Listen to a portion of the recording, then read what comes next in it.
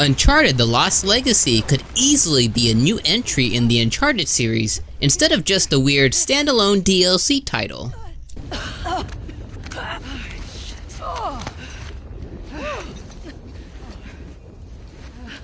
You alright? How the hell am I still alive? Raw talent, A little bit of luck. The adventure comes in at around 6 to 8 hours depending on your nose for treasure and collectibles, which is a perfect amount of time not overstaying its welcome, and I'm excited to see Naughty Dog hit it out the park because I would like to see more standalone entries in the Uncharted universe.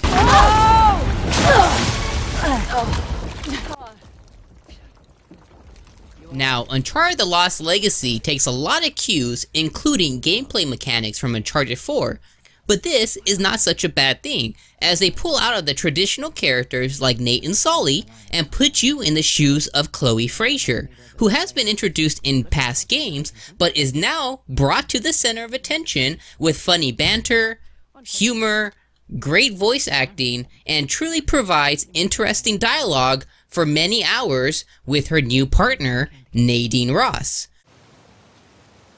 Seriously? My partner turns my own men against me. My lieutenant makes off with a bounty. Nathan and Samuel Drake get off scot-free, and you're asking why I want Shoreline back. Yeah.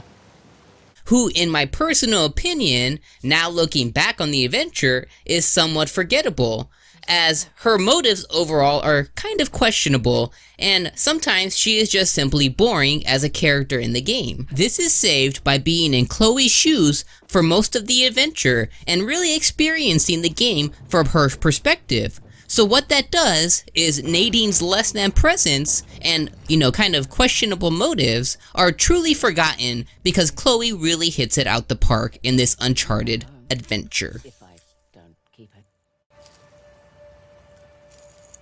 Now what? Let's go see. Maybe there'll be something for you. The two set out to collect the tusk of Ganesh in the West Ghats of India. Now these two find themselves going toe-to-toe against one of Nadine's familiar, a warlord named Asaf. Now this guy does a great job of playing the crazy man, thinking, I just want to rule the world kind of attitude, and I'm not gonna give you much of a reason behind it kind of guy. The Eye of Shiva. That's impressive. My man worked for a week and turned up nothing. They probably hired the wrong expert. I was really pleased at seeing this character develop through the game and really getting the fulfilling battles that I had with him and his many, many men.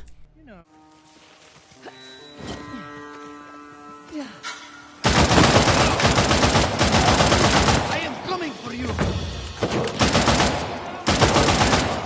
Uncharted: The Lost Legacy takes you to tons of gorgeous places, much like the adventure before it, Uncharted 4. There is an area much like the Madagascar level that kind of changes up the formula.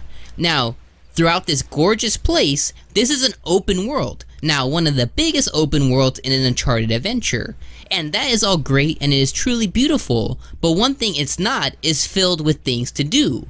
This is one of the kind of downfalls and low points of Uncharted: The Lost Legacy, as the open world section does truly overstay its welcome and in the end kind of felt padded on. I would have much rather have seen less open world time and been able to proceed with my adventure or be given something a little more linear instead of what I got. Now this is not knocking the game, but this is one piece of it that I truly felt stayed a little too long.